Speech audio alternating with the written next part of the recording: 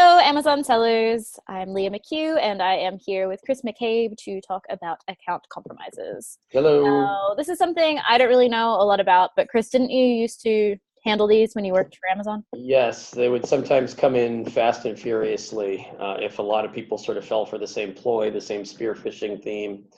But I worked on sanitizing accounts. We called them VCAC, Veteran Customer Account Compromise.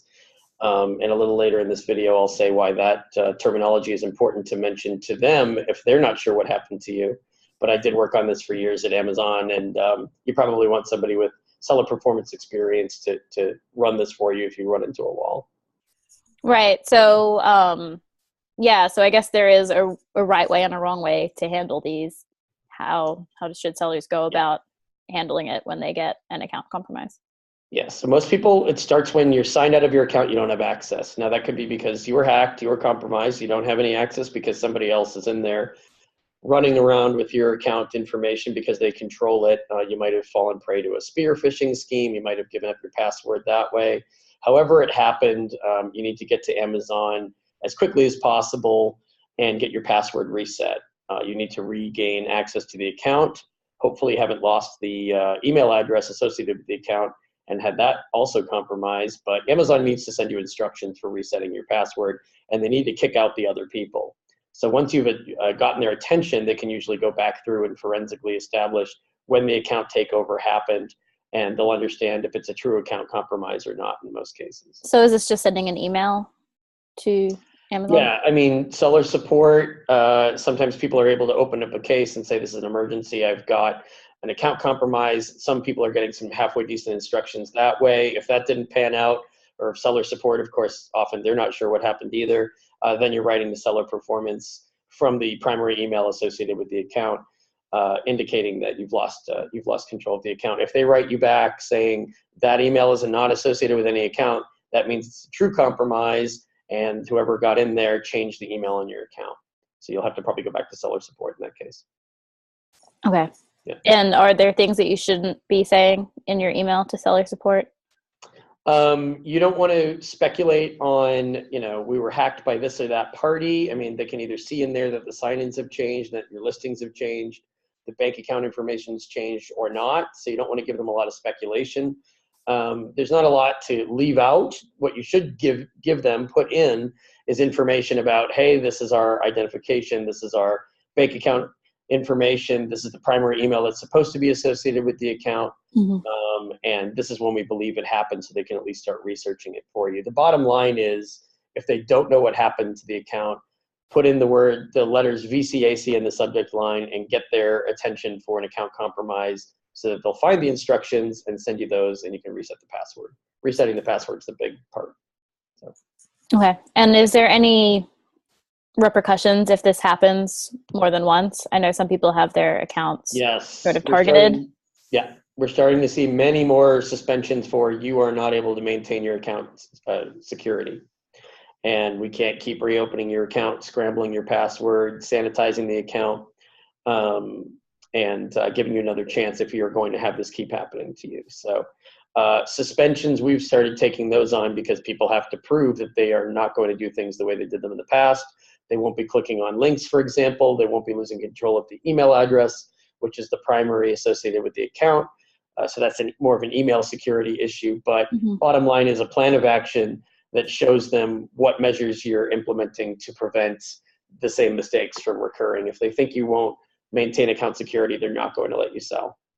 Right. That makes sense. And generally speaking, having a viable plan of action is enough to get the account back in that situation? Yeah, it is. Now, if you've been compromised 7, 8, 9 times, they might not care about your plan of action, and maybe that's an indication that it's time to stop trying to sell on Amazon if you're unable to execute a decent level of security. But for most people, it happens a couple of times, maybe in the same week, maybe 3 times within a month, and they just have to make some, operational changes in terms of who has access, how you access it. It's not about hotel Wi-Fi and signing in, to public, like a Starbucks or something. A lot of people think that's how this happens. It's not about that. It's about just kind of basic account security, not clicking on a link and giving up your password. Yeah, and I did want to talk about that because there are a lot of rumors, misconceptions that fly around about what causes an account compromise. Right. Like I used a VPN or I used hotel Wi-Fi. I mean, I've heard a lot of these stories, but the bottom line is an investigator at Seller Performance is going to look at the sign-ins on the account. If there's all of a sudden a crazy sign-in that can't be accounted for, they might actually suspect that there's a compromise and sign you out of your account as a precaution. It might not mean that you've actually lost control of the account, and then that's easily enough remedied. You get a new password, you reset it, you're back to normal. The only caveat to some of what we've talked about today is people who have been frauded out, and you're in what's known as .f status. It's not an account hack or compromise. Amazon's taking a fraud action on your account, and they sign you out for that reason, and also they have no intention of communicating with you. And maybe we could do another video about when people are frauded and when they're not. But if they've taken a fraud action, you can scream until your lungs fall out that you've been compromised. They're not going to respond if they think you're selling counterfeit, if they think you're up to bad faith transactions or wire fraud, things like that. They'll just fraud your account and not communicate with you. So that's the little wrinkle to today's chat. Let's try to avoid that one from happening. Yeah, so that's, some people do contact me and say I was hacked, and they think it's an account compromise, but it was a deliberate action. It was done on purpose by Amazon. They're frauding the account because they have no intention of either sending the funds or communicating with you. And obviously there should be some hard fraud occurring if they do that, not necessarily a misunderstanding. There should be something proven in terms of fraud. So, okay. Yeah. So, I mean, it sounds like the first step is to contact Amazon either by opening a case with seller support or seller performance. For seller performance, if it's been 24 hours, 48 hours, I understand that people do both. Sometimes it's good to do both. Yeah. And then the next step, I think, would be checking your processes and making sure you are making a plan to make sure it doesn't happen again. Even if Amazon isn't asking you for the plan, just assessing your own account security, because I mean, even just from a business standpoint, you don't want people hacking your business. Right. regularly. I mean, what happens when you lose control of your account is people start putting up different listings, selling different items, maybe high ticket, high dollar items that they have no intention of fulfilling those orders. They're just trying to make some sales and disperse funds before Amazon catches it and Right. resets the password.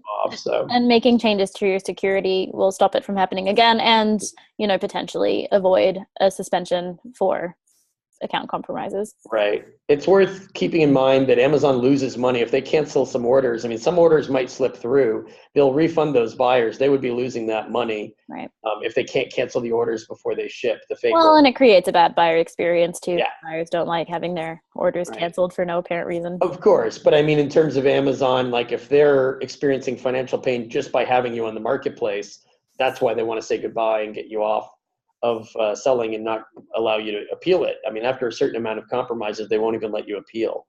So, So yeah, make sure you are on top of your security, and if not, contact seller support and seller performance and get it back into your account, and then make sure you're on top of your account security. Yes. If they don't know what's going on with your account, you have to tell them what's going on. So great. thanks. Thank you very much, Chris. Mhm. Bye. Bye.